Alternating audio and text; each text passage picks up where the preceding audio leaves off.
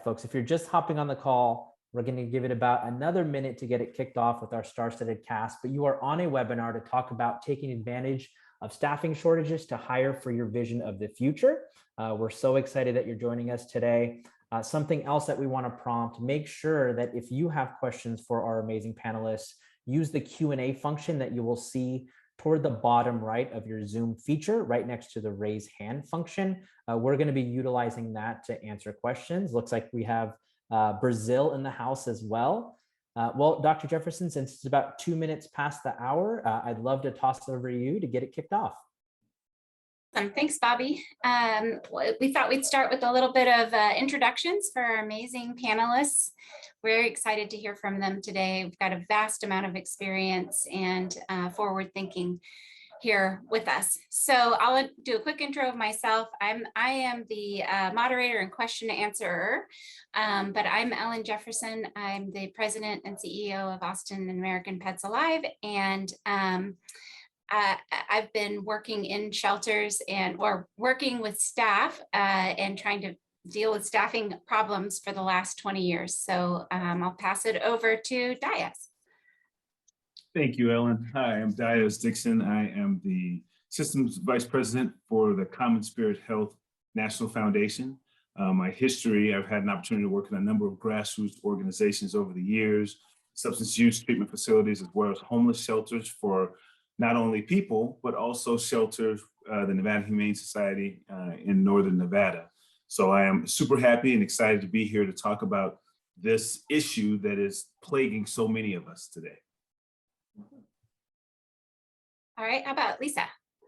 Hi there, I'm Lisa LaFontaine. I'm the CEO of the Humane Rescue Alliance, which is located in Washington, D.C., and St. Hubert's Animal Welfare Center in Northern New Jersey is part of our family. We have a vast array of programs and services, all of which are changing dramatically with these times. And I have been leading people since 1988. Both in the corporate world and the nonprofit world. But what I can tell you is that leading, inspiring, and keeping and motivating people is the same, no matter whether it's corporate or nonprofit. Great. Hi, everyone. I'm Doug Plan. I'm the Chief Operating Officer at Michigan Humane. I'm glad to be here tonight. So I've been leading staff in the nonprofit world mostly, some for-profit stints for probably about 30 years. The last 4 have been here in animal welfare and been dealing and working a lot with folks that live in poverty.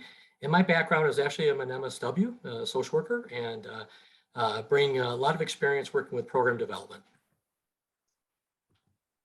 Excellent. Well, I know we have a poll that we're going to ask the attendees real quick.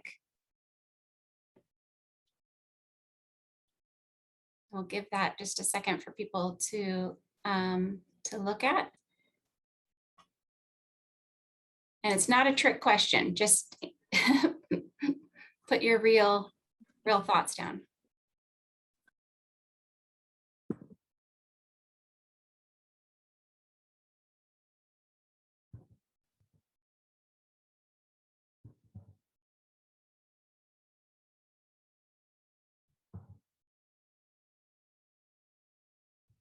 Okay, and then Sarah, tell us when you're ready to share results. Okay, so it looks like the question was, have you thought about or taken action to adjust staffing toward intake prevention programs and supporting people to keep their pets? And 14% have not considered it yet. 11% are thinking about it. 29% are beginning to strategize. 39% have already adjusted roles, and 7% have completely reworked their organizational chart. So that's amazing.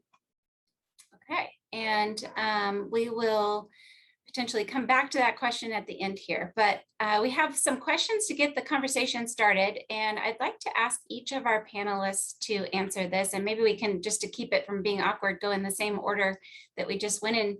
But So in the HOS project, we've been talking a lot about changing the way we operate our sheltering model and move from animal-centric services to animal-centric services. And each of you have experiences that may be further along in that process than me, for sure, but also probably for a lot of our audience. And would each of you share your vision for the future state of human-animal operations in your community and how specifically that differs from the past? So we'll start with Diaz. All right, thank you, Dr. Jefferson. Glad to dive on in. You know, this is one particular topic that has really sat heavily on my heart for a long time. Prior to running the Nevada Humane Society, I worked heavily in social services. My background is in counseling. So I've worked with people with traumatic brain injuries to people who were chronically out of work for a long time, just a number of, and substance use, a number of struggles that the human side of things happen to have.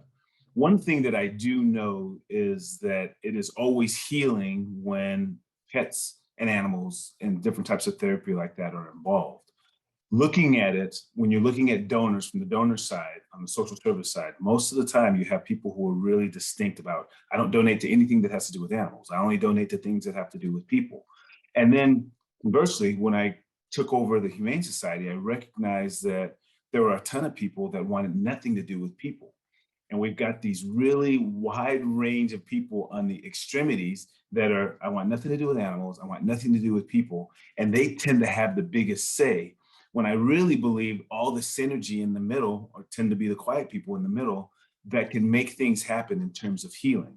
So there's a shared vision for a lot of these programs that people don't even know exist, and when you can pull them together. So I have had the opportunity in my own community to start linking some of the animal welfare people along with the social service industry, and it has yielded such positive results. So my biggest push on it is communication and increasing awareness to the impact that it actually has when we're struggling. COVID has shown us even more so how important mental health is. And, you know, we know that when we have a rough day at work and we walk in the door, and that little furry loved one we have is always going to be welcoming towards us. So there's a lot of potential in that. So I think the big push is going to be stretching and having more of a voice for those of us that understand it, and not necessarily being swayed by those that are on the outer extremities. All right, great. How about you, Lisa?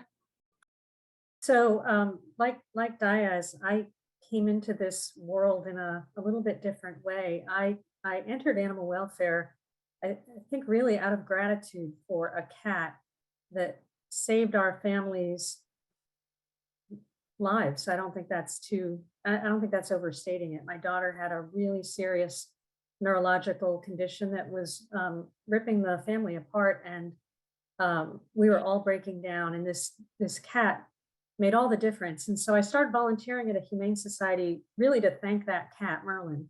But what I found is so many people in this work were here because of the bond between human and animals. And I saw it from the mental health perspective, from the physical health perspective. I saw foster kids thriving when they could work with shelter animals. And so for me, the bond between people and animals was what always intrigued me about this work. And I always felt that we had set up false barriers between ourselves and human social services agencies when we're all dealing with the same community, the same people, and issues that have the same root causes. So that's sort of my foundational belief. And I think that in communities, you know, a lot of times, most of the time, nonprofits are struggling with a poverty mentality where we don't have enough dollars to do everything we want to do. And so to me, it's just smart that we try to link arms and do it together, and to pool the resources we have, human and animal welfare organizations, because really what we're doing is we're supporting families. And in my mind, one animal and one person makes a family. And I think there's so much more we can do if we do it together, and if we look at the data together, if we look at our impact together, and if we fundraise together. Yeah, makes a lot of sense. How about you, Doug?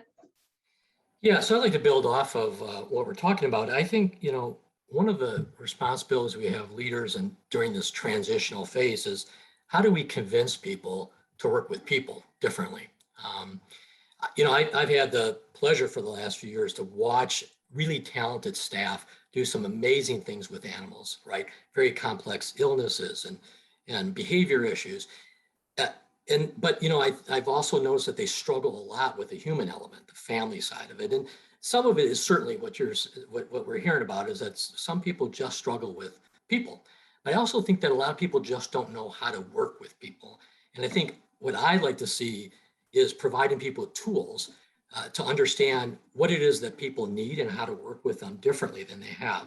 And really to lead in that way. I mean, I think there has to be an intentional effort on leadership in any organization to say this shift needs to be made because it's the healthy one, it's the best one for the family, and it's the best one for the animal, obviously. So to me, that's the biggest element is this leadership side of it and how we can carry that message in a really positive way. Great, thank you. And Doug, while you're unmuted, I have a question for you. So you were brought into your organization with the social work background, which is really unusual, and you're at a COO level. Can you tell us how that's changed the way your operations function? And maybe it might be hard for you if you don't know the before Doug times, but what do you think the biggest impacts have been just having you be present and part of the operational work that's happening? And then I guess I would ask kind of, what's been hard and what's been super easy that you didn't expect maybe? Yeah, there's a lot there to unpack, Dr. Jefferson. So first of all, there's no magic about being a social worker, right? I mean, it's a skill set, it's a learned skill set. I think one of the first things I did when I came on board, though, is I started to spend some time with the clients, right? So we have a very active pet food pantry that had people lined up much like soup lines in any city. And I found that to be kind of concerning, but I walked that line for a bit and talked to our customers and our clients and our participants and try to find a little bit about what's going on in their life. And frankly, the animal issues were always the most positive things. That really wasn't, that we were helping them with food and keeping their animal with them. But for them, there were many issues that were happening. And what I saw that, though, kind of follows what I said earlier, is that our staff freezes when there's these human issues that are brought to them because they're unsure of how to possibly help them. So for us, for me, it was around how do I bring the tools into the organization so that people can feel comfortable seeing what's happening for families and being able to ask that second question, like, how else can I help you, right? And get beyond that. Now, I'll tell you that was not easy because early on, I had a lot of underpinnings of tones of why are we even spending time on human issues when we have a lot of work to do on the animal issues. And that was a challenge. But I will tell you again, going back to the leadership mindset, it really required Matt Pepper and the rest of the leadership team to adopt the thinking. And I think Matt certainly understood that there was great value in that, but not knowing, he had some blind trust and faith in the effort and the process. And I thought we started to see some change with that. So, I think that's the biggest learning is that you have to bring people along in this process, but you have to give them tools to interact with humans. It's very complex. And if you're not comfortable in the first place with it, if you don't have those tools, you pull back and that's a big challenge. The other thing we did immediately when I started was we stopped hiring for animal skills, other than obviously our medical teams and so forth, and started hiring for people skills, right? And that's not a huge change for a lot of organizations, but for us, it was pretty significant because we were geared towards making sure that we found people that had animal experience. And then we really started shifting that a bit. And then the last thing that we've done, and many things that we've done, but we really are starting to train our staff, all of our forward external facing staff, on how to interact and how to ask those questions, how to provide referrals and resources to them so that they can feel more connected to our organization. I honestly believe we have an obligation because we have one of the greatest open doors to a family that anybody can ever enjoy. I've worked in a lot of nonprofits, and frankly, trying to get into someone's home, no matter what you're offering, is always a challenge. There's lack of trust.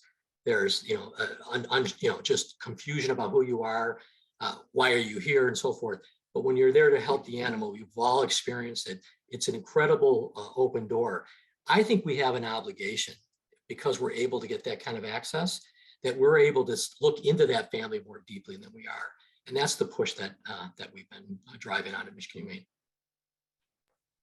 That's awesome. And I'd ask our other panelists, do you guys have any, I guess, do you want to second any of that or ask Doug any questions that you think our attendees would be interested in based on what he just said? Happy to keep going too, but this should be more interactive. I'm making it very stilted and I'm not planning. That wasn't my plan. So I just was struck by something that Doug said that I wanted to add to, which is, I think from our experience, he's absolutely right that you get to cross the threshold of a home when you're there for an animal issue. And the reason is that I think animals build trust between people who might not otherwise have a trusting relationship. And they remove barriers between people, and our pathway, I think, for bringing people together who would have no reason otherwise to interact. And I feel a responsibility for us to leverage that gift that animals provide us to bring people together, because the world is so fractured and pained and divided right now that if we can use the work that we do for animals to bring people together around them, then we're really community building. That's great, Lisa. I wanted to piggyback on something that Doug touched on as well when he was talking about hiring people with people skills and people who understood how to communicate with people. Because if we really want to help the animals, we have to make sure that we don't take a cookie cutter approach to every single animal that comes through our door, every situation that comes to our door. When we talk to the people, we're getting to the root of what the issues might be. We can clearly communicate that, and there may be some simple solutions in place. So someone who comes in, two people who come in with a dog, may look like it's the same situation, but when we talk to the people, we may realize that, well, this young lady is struggling with these type of services, and it's a matter of us giving her a referral to call for social services and be able to get some help, which keeps she and her beloved animal intact, versus just saying, okay, here's someone coming through the door and we're just processing with a cookie cutter stamp. We're now engaging, and we're making it much more comfortable to talk to the people. The people become more comfortable with what services that we provide, and they're willing to, as we build that relationship, we can recognize how to come up with solutions together. And it's not just one answer fit all. So a follow-up question I have for all of you, I guess, on that is where are these tools? Like, I think there's probably a lot of people listening who are like, well, I can hire a bunch of extroverts, but that doesn't equal people that are going to know what to do and what to say and how to handle situations.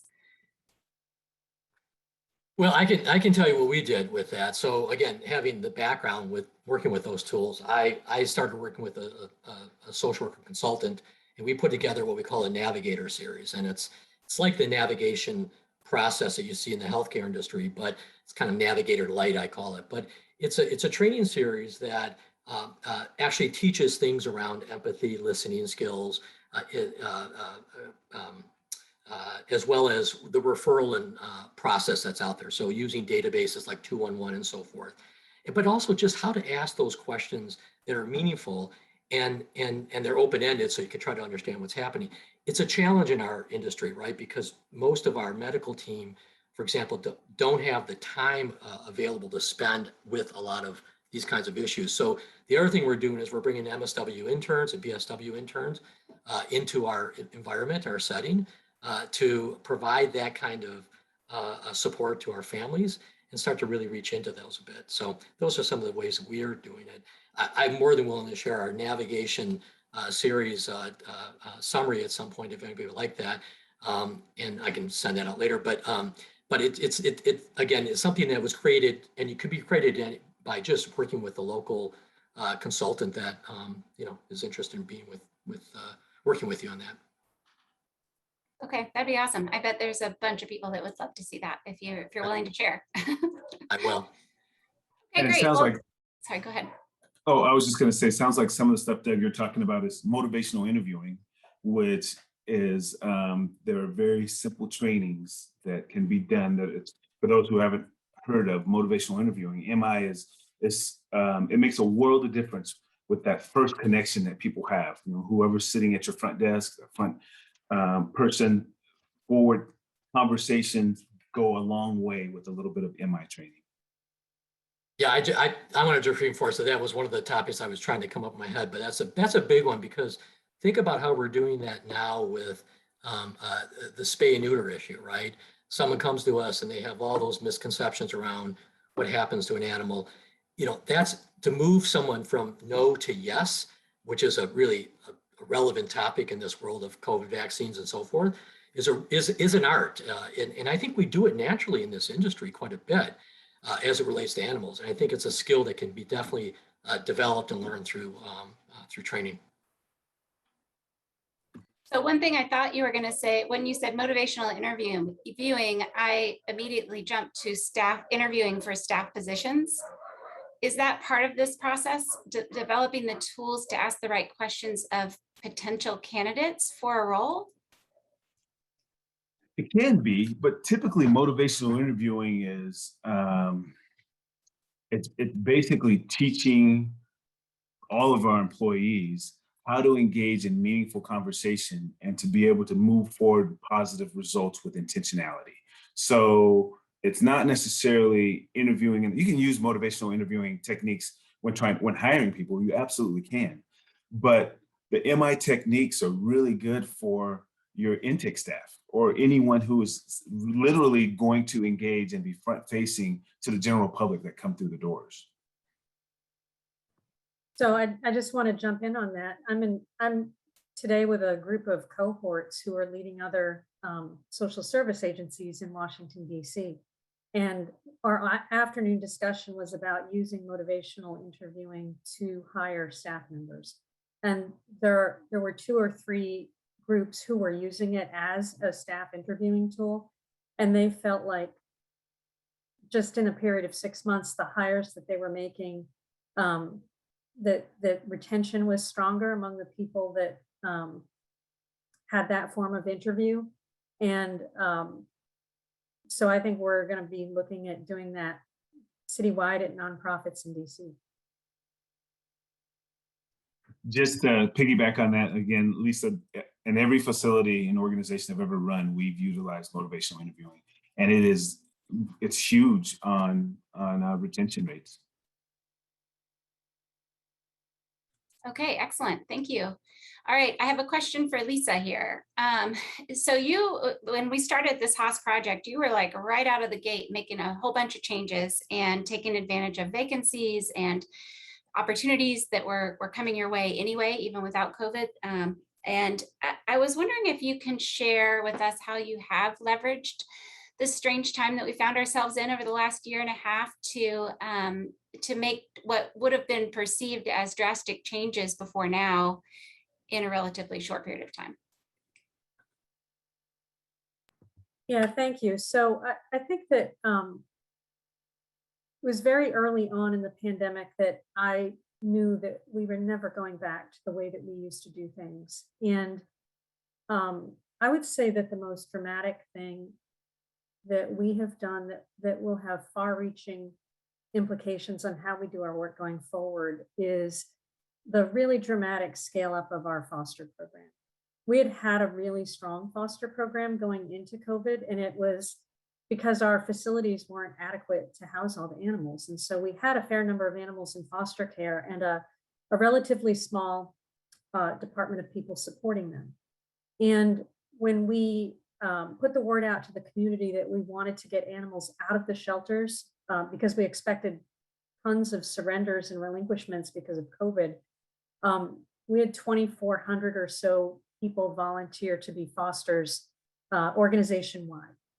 And out of those, about 1,900 actually filled out the application and went through some form of onboarding. And so we had more foster interest than we had animals at a period of time.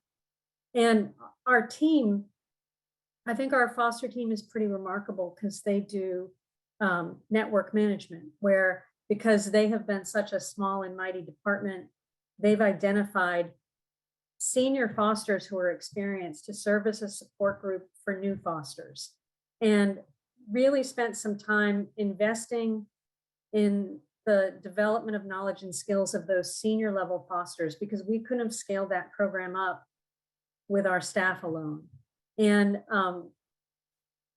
And today we have about 65% of our animals in foster care. And we're asking the question, what should that number be? How high should it be? We've asked ourselves who really needs to be sheltered. And it's a pretty small list of animals that really need to be sheltered. We have animal control contracts. So certainly dangerous dogs,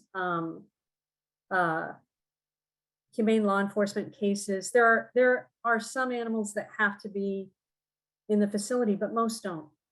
And so I'm thinking about network management and how do we leverage that network management in lots of areas of what we do. And so just to give you an example, our foster families have created shared Instagram accounts, listservs, Facebook pages that are unique to them, and they completely support each other. And so I can watch in real time a foster make a request, whether they need food, whether they need a ride to the shelter, whether they need advice, whether they need someone to take their animal for the weekend. And that problem is likely going to be solved within 15 or 20 minutes by fosters. And so there's no staff. I mean, staff have a very light touch with it. And so the question I'm now asking myself is, okay, how can we use that with a case management approach? How can we use that for law enforcement? How do we use that sort of network management for anything that we do? And the nice thing about it is these are heavily engaged volunteers who really, I mean, how much more engagement than could you ask for than people literally taking our mission into their homes? And what that means in terms of philanthropic support, being there to help us lobby for legislation. And so I'm really excited about the future of that and the future of sheltering animals in foster care. The other thing it's made us do is completely rethink our facility strategy. And we had planned to build a pretty huge facility that was going to be all animal things in our community. And it always worried me to think about how were generations after us going to pay for that, because new facilities are expensive. And so if you start with the core question of who really needs to be sheltered, and it is not a lot of categories of animals who actually need institutional housing, then you can start to think about, okay, what are some creative community partnerships we can have in these facilities? What other programs can we house there? How can we work more creatively with rescue groups and other animal organizations to become a place in a community that isn't necessarily a shelter, but is a place for animals? And so we are now completely rethinking our facility strategy to have different animal welfare partners, veterinary partners in our facility, for-profit activities like daycare and boarding and a pet supply store. People that can actually help us pay for the upkeep of the facility. But I think even more importantly, create a dynamic place that speaks to the status of animals in our community. And I think we actually elevate the status of animals if we have many groups together under one group serving people and animals together.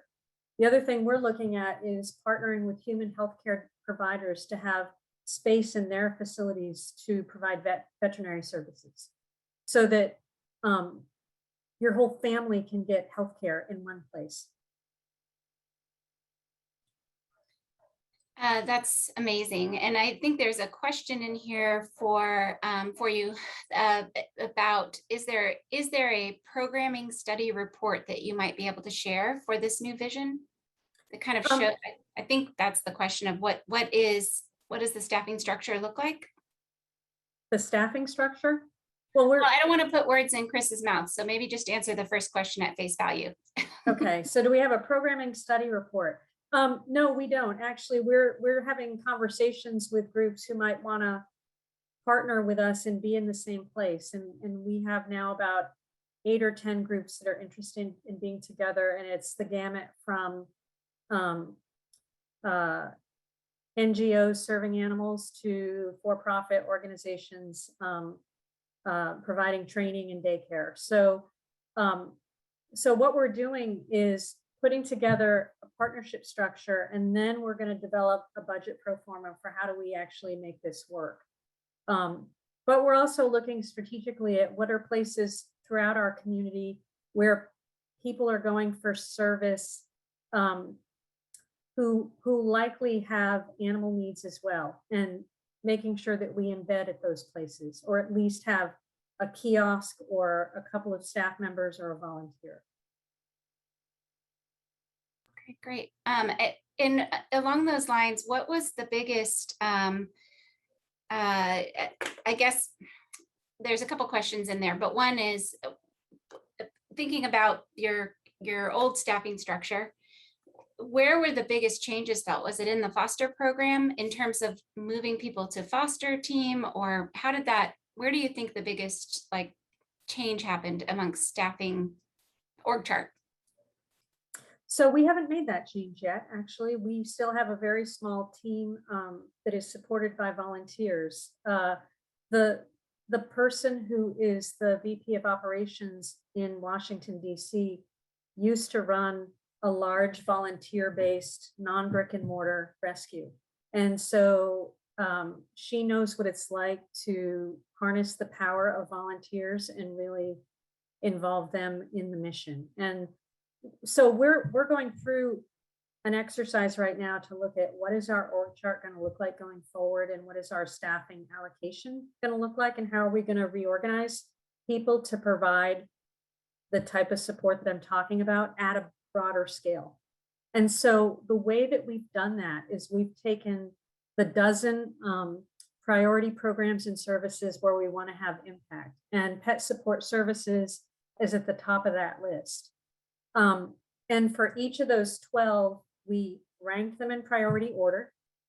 We got very clear about what is the impact that we want to have in this area, what activities do we think will drive that impact, and then what are the roles that it takes to fulfill those, to do those activities, some of which are staff, some of which are volunteers, some of which are consultants, some of which are partner businesses who do similar things to us. So we're trying to think of a model to get things done that is multifaceted, paid and non-paid partnerships, and that's complex, right? But the cool thing about doing that exercise is we've been able to see similarities across the board. So for instance,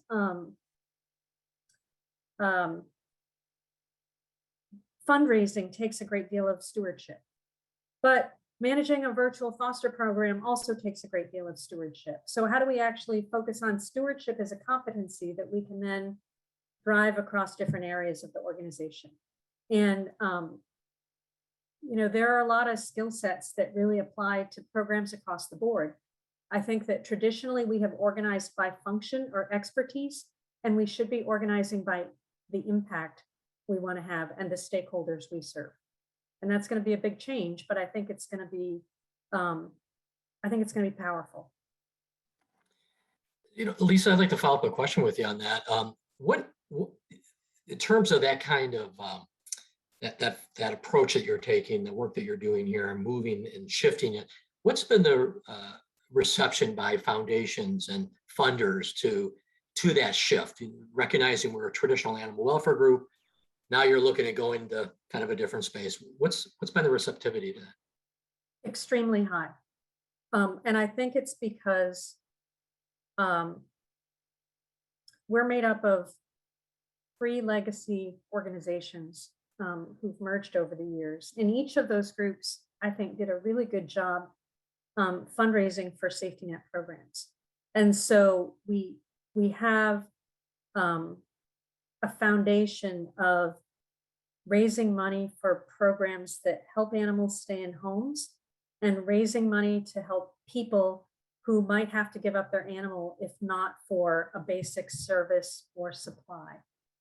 And so what our team has gotten really good at is telling the stories of the people and animals we help in such a way that philanthropists who have money and love animals can identify with people who don't have money but love animals and want to help them keep their animals with them because they know they love them as much as they do. And I think that type of, like, cultivating that kind of empathy in your fundraising programs with your donors is really important. Foundations love it because they see it as an efficiency of human agencies and animal welfare organizations working together. And I think it's going to serve us really well in the long term, because as long as I've been fundraising for animal welfare, I've met people who ask the question, why should I give money to animals when there are so many people hurting? And that's the wrong question. I mean, the truth is that families are hurting, and families are comprised of people and animals. So when we help animals, we help people, and when we help people, we help animals. And I think this whole new approach that our movement our industry is taking is actually going to generate more revenue for us ultimately, because we're going to break down that false barrier of giving money to people or giving money to animals. You know, Lisa, I'm going to throw another question at you because you're so engaging right now with the direction you're going. What implications does this all have with this approach on your board of directors and maybe even the recruitment of your board of directors? Well, I think that first of all, we have traditionally had a board of directors who are fundraising directors. But that is problematic for a couple of reasons. One is there are a lot of really great people that can move your organization forward that can't necessarily give huge amounts of money, but they can give time, wisdom, expertise, and you really shouldn't be excluding them. And I think also it has caused us to have a very undiverse board, which we're changing with. Your board has to look like your community and has to represent your community. So it's going to change dramatically as we go through this approach. And I think the other thing that will change is that, much like what Doug was saying about how we used to interview for staff of, do you like animals? Okay, great, come work here. Most of us used to select board members based on whether they love animals. And what I'm saying to our board now, every time they say that, I say, no, we want board members who like people, who care about human issues. And I mean, as long as they're not against animals, we think they probably have a place on our board, because this is community building. Well, and that's going to really force us to start looking at things differently. You know, we oftentimes talk about trying to diversify our boards.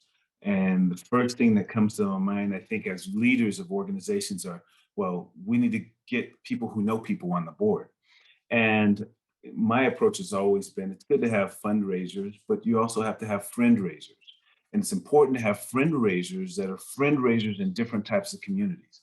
Diversity is something that we really need to be looking at, because there are a ton of people who are people of color who have the capacity to give. They don't because they haven't been asked. They haven't been invited and had a seat at the table. So I know that's a whole nother topic to go on, but I just love your approach. And I think every time Lisa talks, I just always get really sucked in. And I purposely brought up the board question because we oftentimes don't look up at the board. We're looking at what's in front of us, and it's got to start at the top. The significant changes that we're trying to employ and keeping up with the struggles and challenges that we have before us have to start with our board of directors, in my opinion. You know, I guess I'd like to tag team on it a little bit along with Lisa's comments around the funding aspect of it. So we recognize as well that this focus on community and building partnerships really resonates with funders. And what's really interesting is we all know there's sort of a finite number of funders in animal welfare. We all pursue them all the time, and they're fantastic at supporting all the work. But we have been invited to tables that we've never been invited to as an organization. And that's pretty incredible. And it's because of the work in the community and the partnerships we're building with other organizations that they see the value. They always have seen us as a wonderful animal welfare group. No one would disparage us there, but they just don't see us relevant in the sort of the human space. And that was really one of when Matt and I first met some time ago, we talked a lot about how to make Michigan Hay more relevant. And we had a lot of really great conversations around what does that look like? What could that look like 5-10 years down the line? And I think you have to have that vision. I actually have a big, hairy, audacious goal that I talk about probably too frequently for some of my staff, but I want one day not to need shelters in Detroit because we're doing so much work in community. We've estimated there's 150,000 owned pets in the city of Detroit that live in poverty. That's the issue then, because at any moment, any one of those animals will show up at one of our facilities or someone else's facility, be surrendered. So that to me is the real focus that we have to address is how do we provide services to keep those 150,000 plus safely in their homes so they never show up. And to me, that's a way to really eliminate that focus. And to Lisa's earlier point, there will always be a need for sheltering. And I don't mean that it will go away totally, but I think that we have to reprioritize who comes in. Much like the human healthcare system, we can learn a lot from that. A lot of the mistakes, as well as the benefits of how do they do things, and the levels of care and the continuum of care very much mirrors animal welfare. And I think there's some fascinating parallels there. And Doug, I got to jump on that too. Social determinants of health, and that creates more disparity that we have. And then you have a number of those people who are in poverty and have their pets, and they're embarrassed to come in because of how they feel or how they're spoken to. And then at that point in time, who suffers? It's the pet that suffers because they're not getting the adequate care. And we do have to force ourselves to start looking at the big picture and what's the prevention? What are the preventative measures and supportive things that we can do? I'm sorry, Lisa, I cut you off.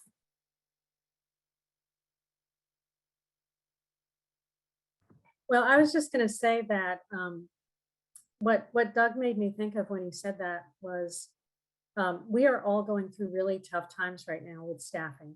The ability to hire staff, retain staff, staff morale, fatigue at having been on the front lines throughout this whole pandemic. And it can all be pretty overwhelming. I don't think I've ever felt as challenged as a leader as I do now. And I've tried to bring to that some humility about what I can learn from this time. And I think one way to move forward without feeling overwhelmed is to just ask some simple questions about the way we've always done things, just to show that maybe the way we've always done things is not the way to do them going forward. And so a couple of examples that we're asking as an organization, one I already mentioned is, what animals actually need institutional shelter housing? If you really, really drive that to the end of the answer, it's a short list. If you ask who should really be prosecuted for cruelty to animals, who do you really want to go to the mat to prosecute them and give them an arrest record? And I think that it's our responsibility to ask that question and to be really clear about that. And you can kind of go across the board of anything you do and just find the right question to ask, so that you can really tease apart the way you've always done things and do a sanity check about whether that's the way you should operate going forward.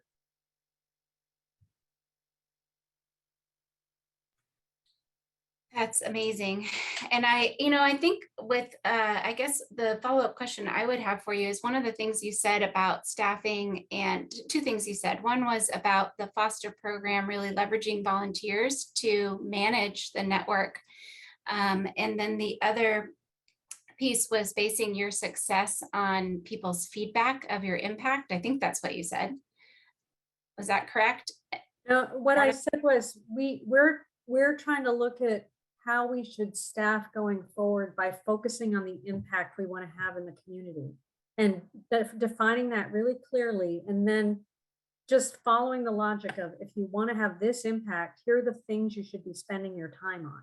Got it. And if those are the things you should be spending your time on, what are the roles you need to do that? And do those roles have to be paid staff, or can they be volunteers or partners? So that's where I brought impact in. Okay, no, that's great. Thank you for that. And I guess on that first foster one, how do you, so all staff, and I think maybe especially in animal shelters, we feel so much ownership for the work we're doing and the control we have, and the that if something goes wrong, it's on whoever made that decisions or overseeing that program's shoulders, and it could be something that goes terribly wrong. And so how do you loosen the reins and create the culture that allows volunteers to be basically leaders within the organization and taking on staff type roles?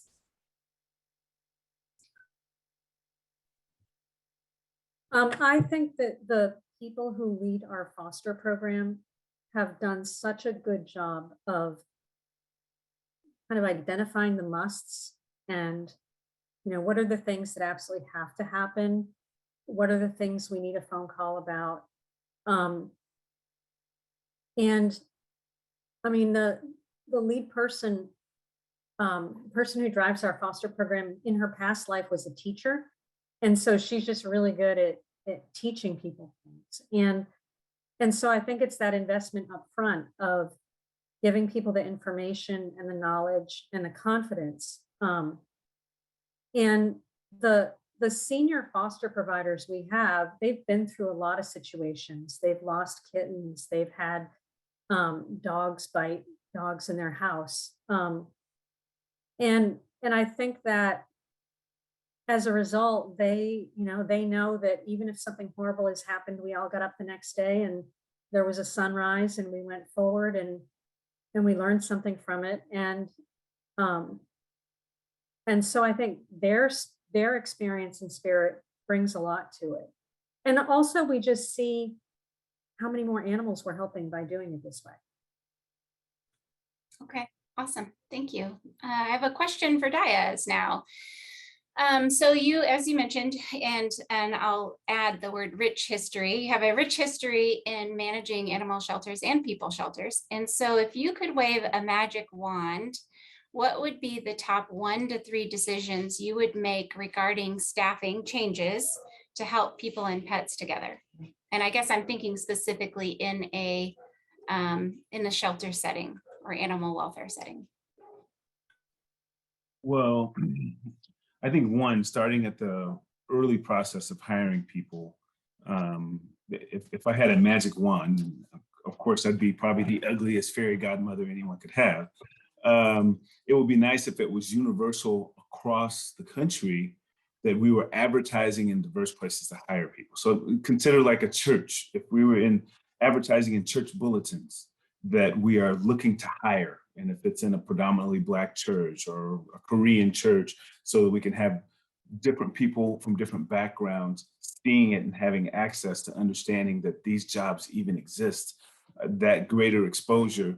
Because when people can come and work in the animal welfare industry and have such positive results, they're going to talk about it in their inner circles.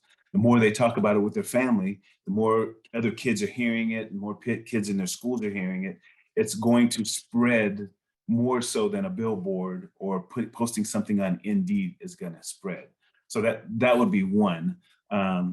Another one was one particular program that I was able to put into place where a lot of our dogs that were sitting back because of medical reasons and weren't allowed to be put on the floor at the time, instead of putting them back in the shelter, we were putting them in group homes. So we put them in substance use facilities. We put them in workforce development programs where there was multi-housing, multi-unit housing for people. And people were falling in love with those pets. But the best part was they were getting loved the whole time they were there.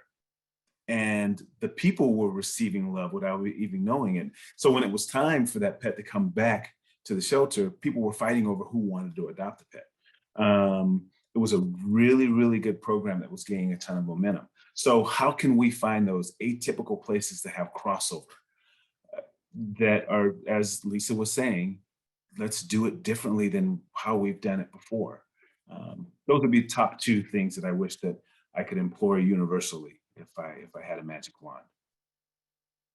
Great. Do you guys want to, Doug or Lisa, do you want to add anything to that magic wand question?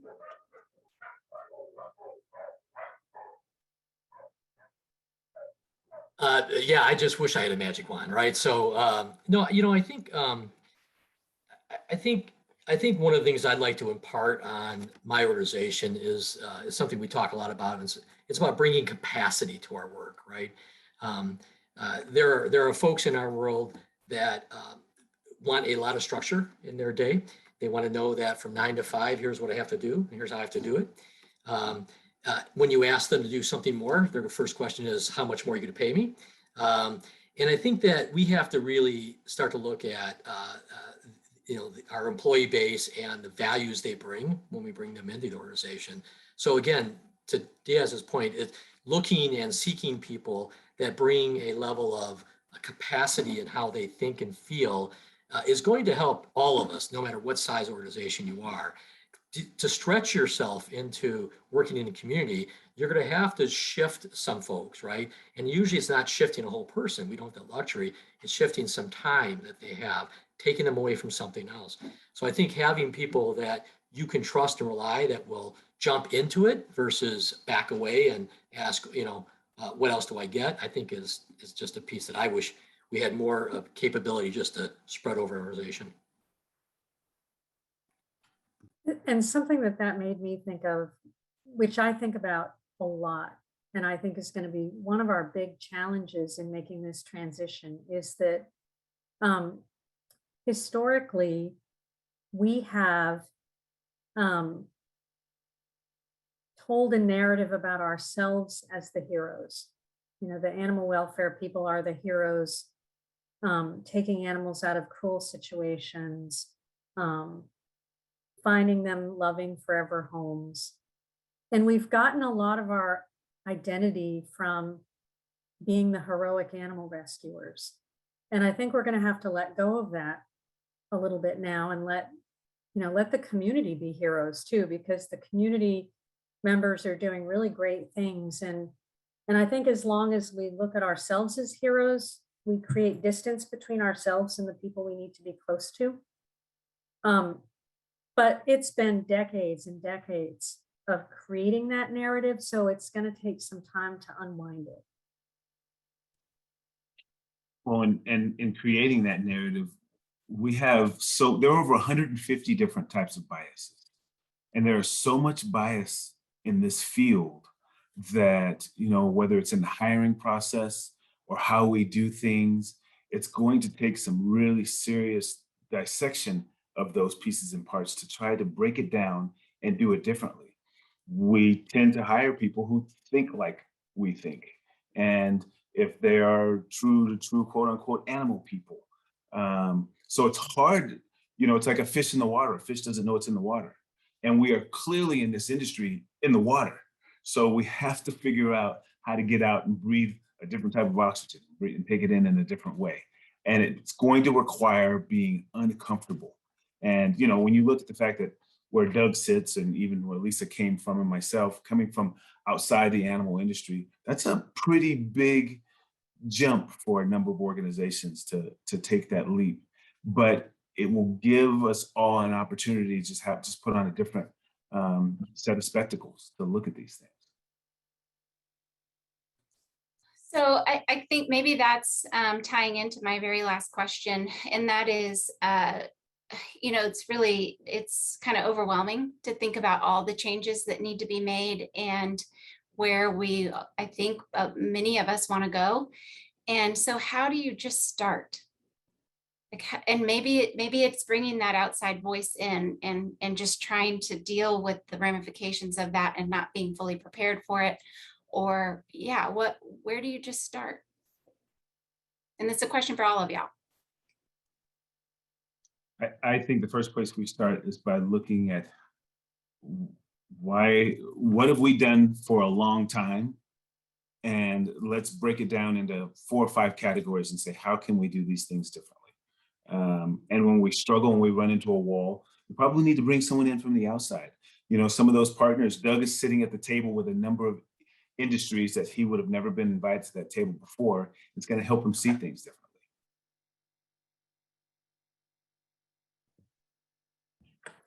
I think one way to start is to try to get a handle on, where's the greatest nexus of human and animal suffering in your community? What's going on there? And how can you prioritize solutions that are going to help the most people and animals who are suffering? And so again, it's asking that right question of, where are animals falling between the cracks? Where are the people who love animals falling between the cracks? And how can we use our resources to help the most of them and just take steps toward that? I also think we're going to have to let go of our perfectionism a little bit and just know we're going to make mistakes. We're going to be clumsy. And our responsibility is to learn from those mistakes.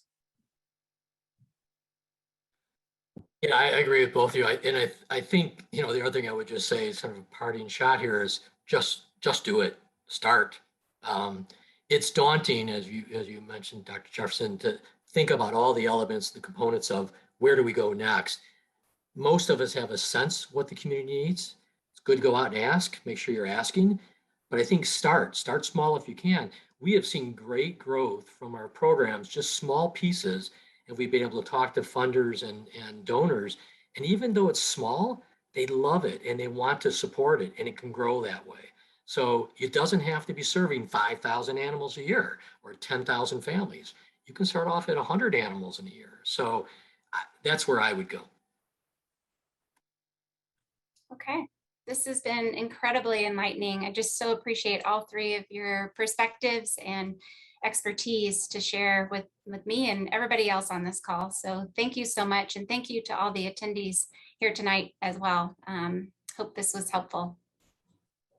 And we have one more poll before we close out. No worries. One more poll.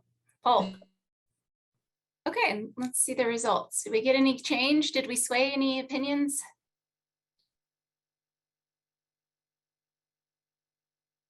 I think so. I can only look at one at a time. I'm sorry. So I can't actively compare, but I believe we changed some opinions tonight. Thank you all so much. Awesome. Well, thank you. Thank you. Thank you, Doug, Lisa, and Diaz. Really appreciate you all. Thank you all. Bye. Bye. Good night.